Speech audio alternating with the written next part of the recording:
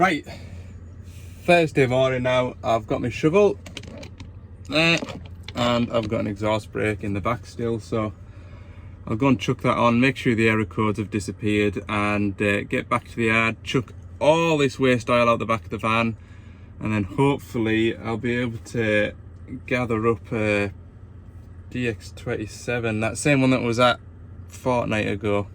Was it a fortnight ago now? A week ago? I'll see if I can catch that machine late this afternoon. Alright. So this is the exhaust brake. Well, I suppose this is the exhaust brake here. The job of the exhaust brake is to restrict the exhaust gases coming out of the engine. So that raises the temperature for all your SCR to get nice and hot and do all the science that occurs inside that big box over there. The fault with it is that you can't see it basically. It's a CAN fault, and I don't think it's recognising its stops either. So when you turn the ignition on, it'll do a sweep like that, sort of calibrate itself so it recognises where the open and close positions are, but it isn't doing that. So in my experience anyway, it's the gubbins inside here rather than a wiring fault. So I've got one with me. I'll whip it off and change it, and then see if the fault's disappeared. Right, so I have just started it because the driver was just wandering past. So when I turned the ignition on, he was having a look at the actuator. So when you turn the ignition on, the actuator will do a bit of a full sweep so it can kind of learn where the stop points are. And when I first keyed on, there was an engine management light, but it quickly disappeared, and I started it and I ran it, and we'll see if it has fully gone now. Let's have a look. Oh, God, it's a bad screen to see on the phone, isn't it? There we go. Right.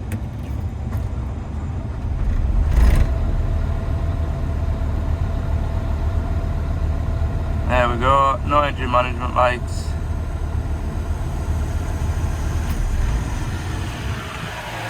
Happy days. So that's the first job of the day done. Like I say, I'm going to go back to the yard now, get rid of all this waste oil, and we'll go from there after that. Yeah, cool. So there's about as much information as I can tell you confidently anyway. The fault code was for it didn't know its stop positions, and unless this little shaft here is snapped, or I have seen it where this arm here is snapped off the exhaust brake itself, then it's the position sensors inside the motor that's failed. I've never come across one yet that's been a wiring fault through to the ECU. So I was fairly confident when I spoke to the driver and everything looked like it was attached. Fairly confident in ordering one of these actuators up and to fetch with me, you see. So that is where we're up to. It doesn't need any calibrating because it does it itself. This is the variable geometry turbo, and that does need calibrating. So you'd need scan your computer software to do that one. I'm fairly confident that one you don't need to scan your software, and the fault heals itself, so to speak, so I don't need to put the laptop on the machine to clear the error codes or anything like that. So with that said, I'm going to go back to the yard, get rid of this waste oil, and go up into the borders. I like going into the borders when the sun's shining. Normally a nice ride out. Right. Nice spot to be for the afternoon. I've just been working on this DX27. You remember it from last week, I think. So we've got all the pressures set and all the sort of hydraulic speeds balanced, but customer also complained more often than not when he's working, regardless of whether it's hot or cold. When he's working the dipper arm and he lets go of the lever, it continues for a little bit. And I've had this same fault described to me once before. And what I've found is these cushion valves or orifices, so it's like a spring in there, and when the oil goes into it, it kind of opens the spring, allows oil in to move the spool, but it doesn't shut properly, and that kind of, or it stores too much pressure. But what it does is it doesn't give that, when you're finished with the dipper arm function, it kind of stops on for longer than it should. It acts like a cushion, this, so it kind of makes everything a bit smoother. And in actual fact, when these two are the old ones, the new ones are fitted on here now. But with the new ones, when I blow through them, they're a lot freer than these ones are. It's really difficult to try and blow through that, whereas the new ones are a lot easier. And they've got the same numbers on and everything like that. But I've had that complaint once before, and it took 2 or 3 visits to get to the bottom of it. So with this one, when he described the same faults as what I'd came across before, then I sort of thought, oh, it's got to be these 2 cushion valves here. So what I'm gonna do now is put it all back together. The machine hasn't turned a track since I was last at it, which is unfortunate really, because it would have been nice to have known whether or not it was, after making those adjustments last time, whether or not the customer was happy with it. I was almost reluctant to come, but I've had these parts sitting for 2 or 3 days now, and I kind of wanted it cleared out from under my feet, to be fair. So yeah, right, I'm going to put the belly plate and the floor plate back in, park it up and let the fella know what I've done. So yeah, what more can you do?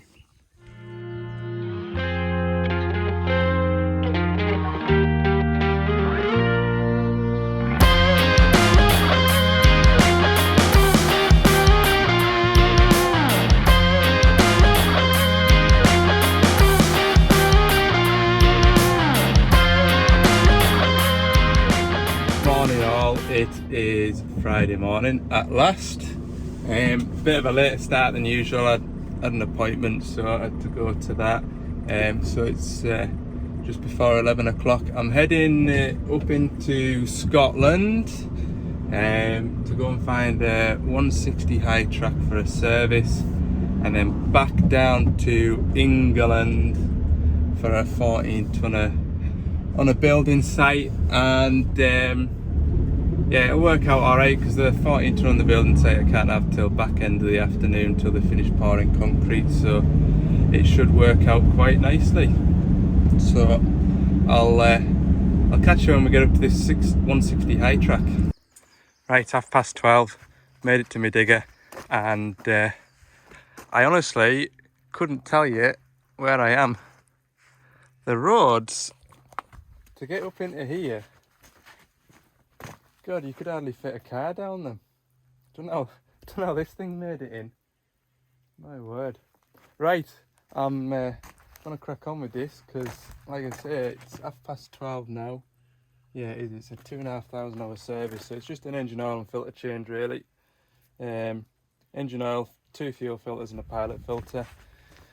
I'm gonna crack on with it, get this one knocked off as quick as I can, because it's 12:30 now. I'll be an hour back down to Carlisle, and then half an hour back the other way, into sort of down the motorway to my last job, which is that 14 tonner service. So I'll be an hour here, 12:30, 1:30, and then 2 o'clock, 3 o'clock. Yeah, so I should be at my 14 tonner for 3 o'clock. Should have that service for 5, and then it'll be the weekend. Hopefully. Nothing's going to go wrong, is it? Right, we'll get on. Ooh. Oh, God. Just falling down that little hole there. Ow. Yeah, it's not normal for me to be up this way. Usually, if you look at a road map and sort of look at between Glasgow and Edinburgh, from Carlisle up to Glasgow, there's the M74. And if you look at the M74, I normally sort of go to the right of the M74. So anywhere from the right hand side of the M74 up through the borders between Edinburgh and Berwick-on-Tweed, right the way down through there. That's normally the kind of patch that I cover, and then obviously all of Cumbria. But this one's to the left, sort of like Dumfries and Galloway. Yeah, I don't normally get over this side, so I'm not too familiar with where I'm at.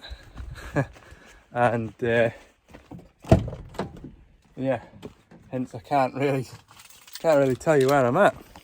But no matter, get these hubs set up, drop those, and then can't remember, do I need to take the belly plate off on this one? You get to know these machines.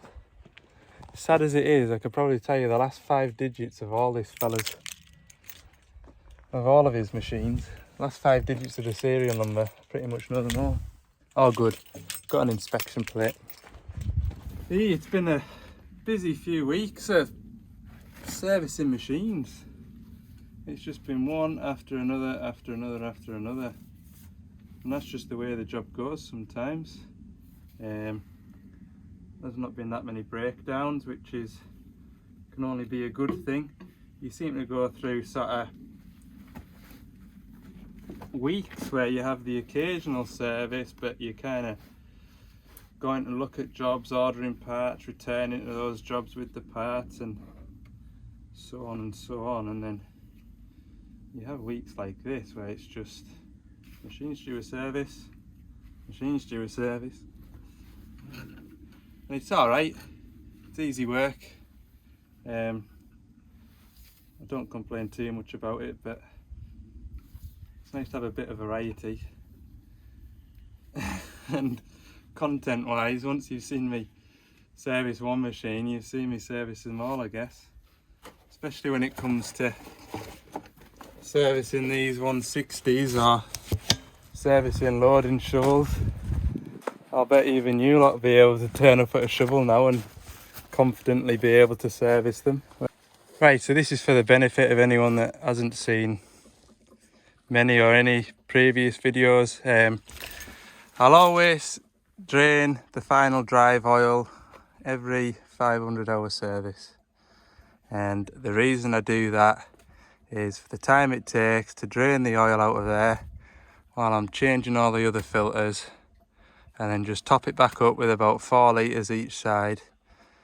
I'd sooner spend 10-15 minutes doing that on a 500 hour service as I would if something were to happen to that final drive. It wouldn't be there, it'd be way over the brow of that hill over there. The chain would be to split, there'd be no other machines on site, and it would just be a bad day. And I bet you it wouldn't be sunny either. It'd be raining. So for my peace of mind, I always change those final drive oils. What else?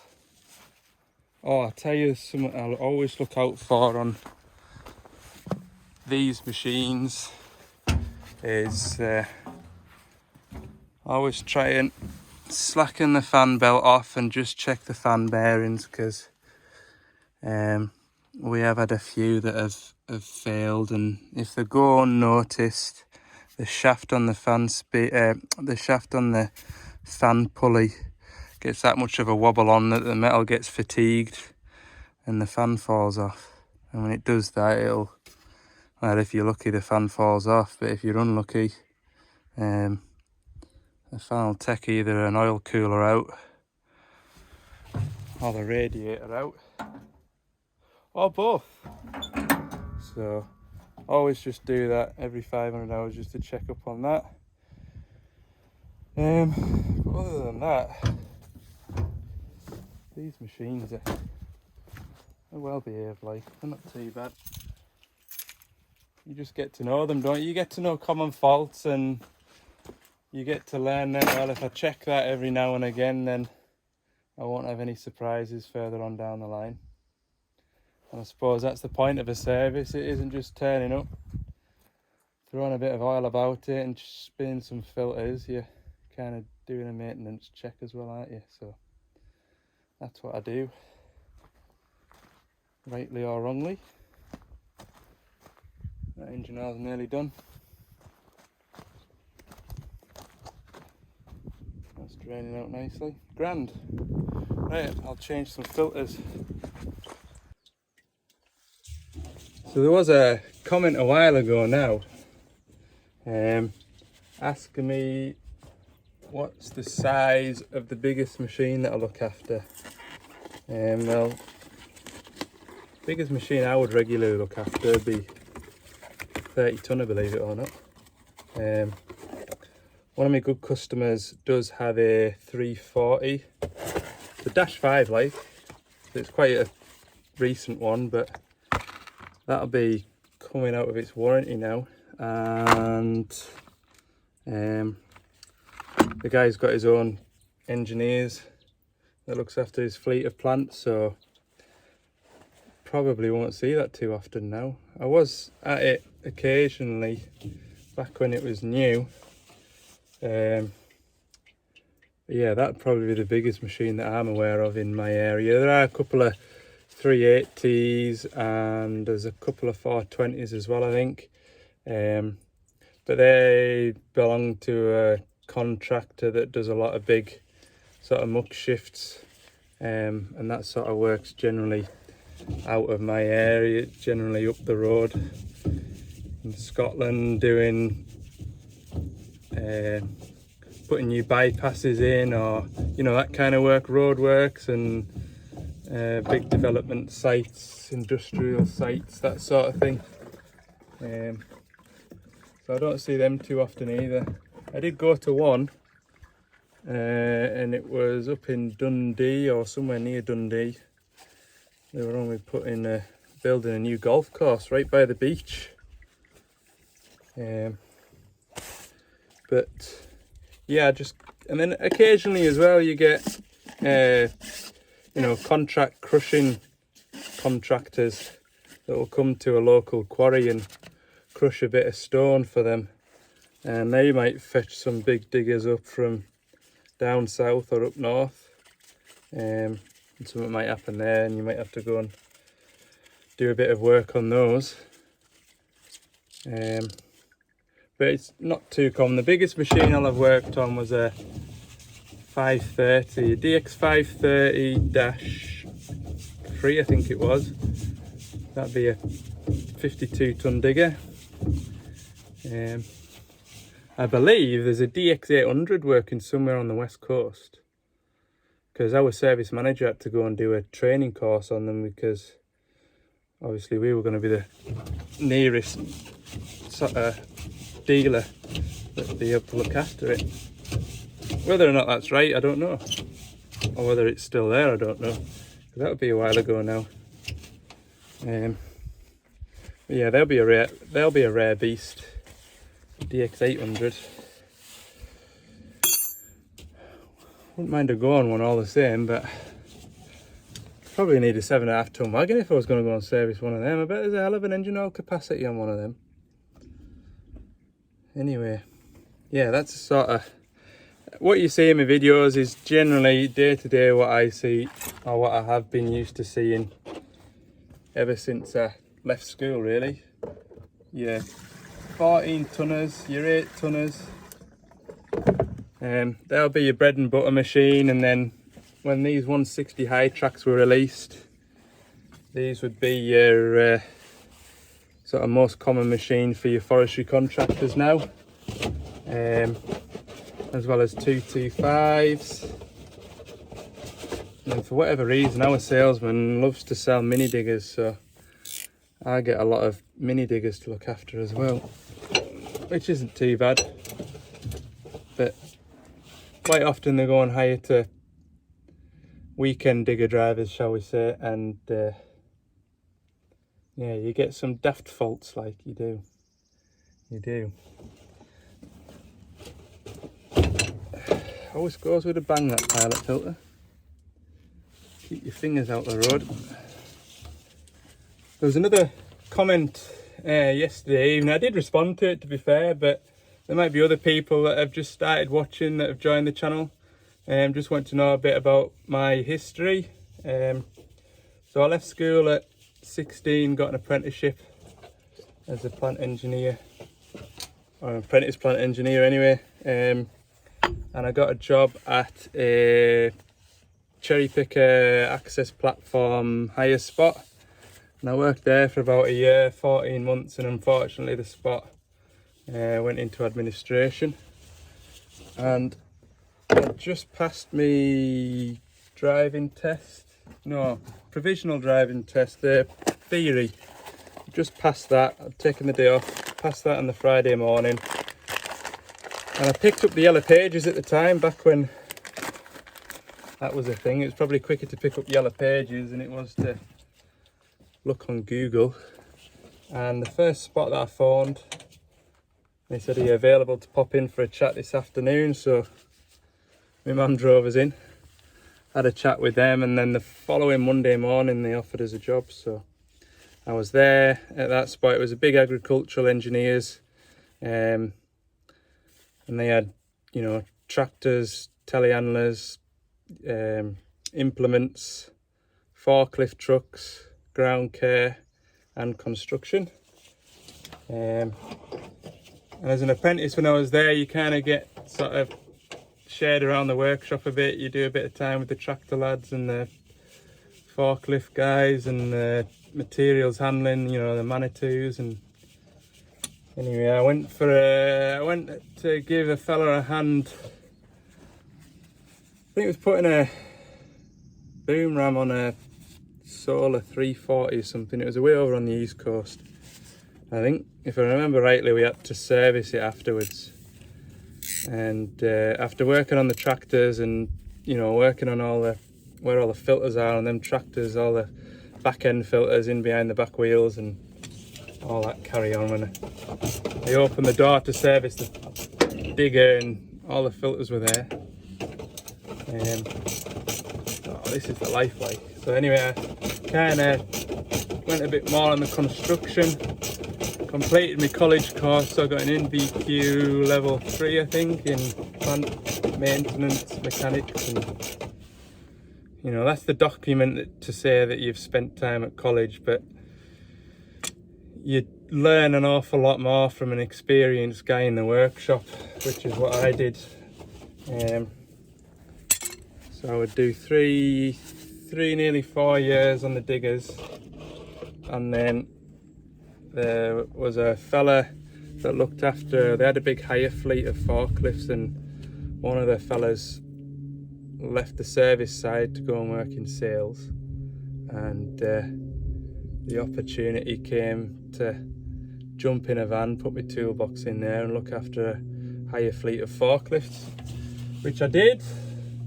And then you sort of, you know, you're just out your time as a apprentice, and you kind of left to your own devices, which was good because I made a lot of mistakes, and not at other people's expenses really. You know, when it's on a hire fleet, it's sort of all internal costs, isn't it? So I learnt a lot that way. And then unfortunately, the fella that taught us quite a bit on the construction side, he was sort of left behind for the forklifts. He had an accident, and I sort of started to cover a bit more on the construction side again. I started to pick up a bit more experience, and yeah, I would probably do that for 3 years again after that. And then, yeah, Gordon's approached me to go and work for them. They'd just taken on the Doosan agency. I was familiar with Doosan. And yeah, so I've been with these guys since they got the Doosan agency, which would be 5 years ago last month. So we've had Doosan for 5 years, so I've been here for 5 years last month. And my job, 'cause obviously head office is Castle Douglas. For me to drive to and from Castle Douglas, which would be the workshop, every day, it'd be a 100-mile round trip, and it'd be 3 hours of my life. So the idea for me was I'd be sort of based remotely, sort of working from home, sort of running my own patch and planning and booking my work and so on. And that's how it's been ever since, really. The only sort of development has been that we've got a bit of workshop space at Rickaby's there in Carlisle, and a bit of space for parts and things like that. So it's worked out nicely. So that's us up to the present day, really. It's a bit like being my own boss. I just plan my own work, my customers for me, with service work, breakdowns, and I book it all out. But the beauty of it is that if I do get too busy, I can always ask for help. If there's anybody available at Castle Douglas that can lend a hand, not long of getting somebody sent down to help us out if needed. But I would say about 90% of the time I can cope. So yeah, it's good. It's good. It's almost a bit like being self-employed, you know. I suppose if the phone doesn't ring, I'm still getting a wage. But I do enjoy sort of the extra responsibility of making myself busy, and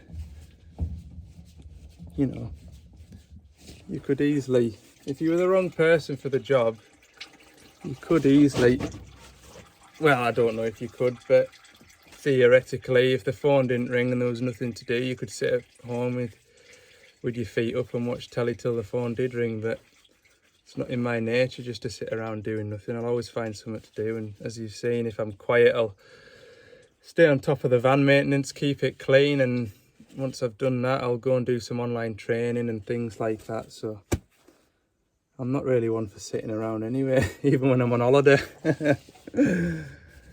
Anyway, that's where we're up to. I'm just done with changing this engine oil filter, and that'll be all the filters changed. If you want to see us servicing one of these, you know, physically watching me do it, you won't have to look far. You won't.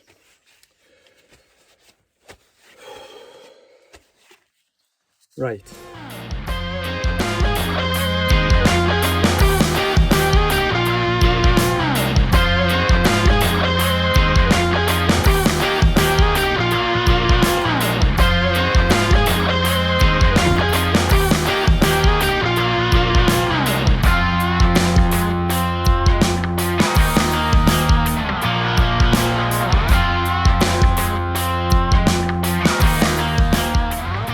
Right, it is 12 minutes to 4. I've had a bad run down the road, but I've made it.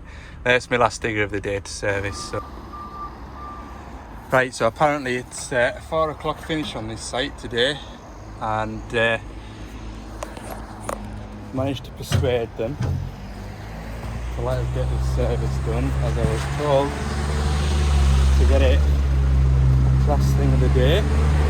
But had a bit of a disaster again in the back of the van. Remember that oil drum that fell over? Well, it's done it again. Only this time it's covered the floor of the van. Think of the back doors of the van. I need to make a sign saying, Ali, don't forget to strap up that oil drum. Oh, I was so mad. I was so mad. Never mind, right, I need to get on with this, so I've just come from a service. I'll get this finished off, and when I'm finished I'll catch you in the van.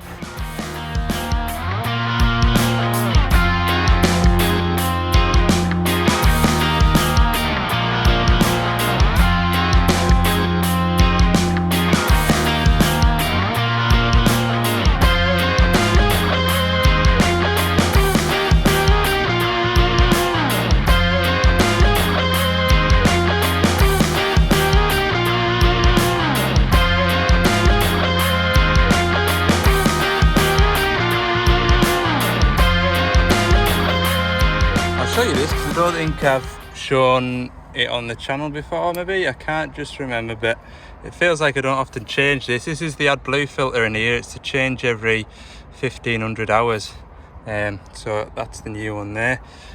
So just unscrew the plastic cap, pull the old one out, there we go, set that on there, and then the new one is all built up in the box. So what I do, you don't have to, I don't think, but just for peace of mind,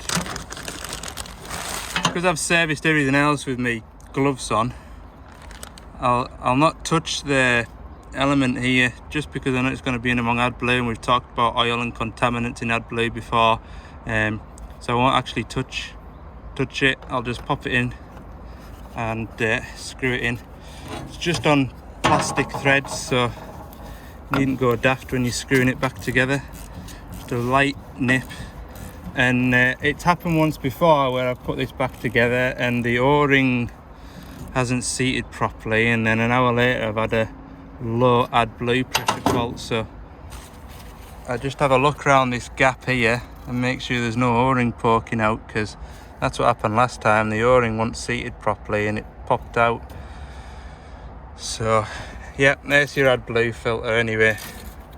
Pop that dust cap back on. Right, I'm flying it. I've got everything serviced. I just need to put oil back in the machine, run it up, check the levels, check the pressures, and go home. I've had enough of today now. That was just, oh, I was mad. You should have seen us. Tell you what. Right, we'll get this packed together. Oh, it's actually really warm and muggy out there. It is.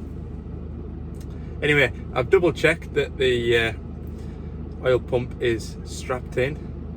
I've never known how to like it. Twice in 2 weeks, is that? Something like that, innit? Maybe even a week. It's not good odds, it isn't. But no matter, I've tidied it up, thankfully. So yeah, that's our digger service now, ready to go back to work on Monday. I'm finished now for the week, and Monday, yeah, there's a few bits on anyway. There's definitely more servicing to do. I've had a couple of phone calls on the way down here, so there's definitely more to do. So we'll just see what the week brings next week. So we'll leave it at that for today. Thanks very much for watching. Don't forget, if you haven't already, hit the subscribe button. If you've enjoyed the video, give it a like. And for more bits and pieces throughout the week, head over to Ali's Digger Diary on Instagram. Have a good weekend, everyone. We'll see you on Monday morning.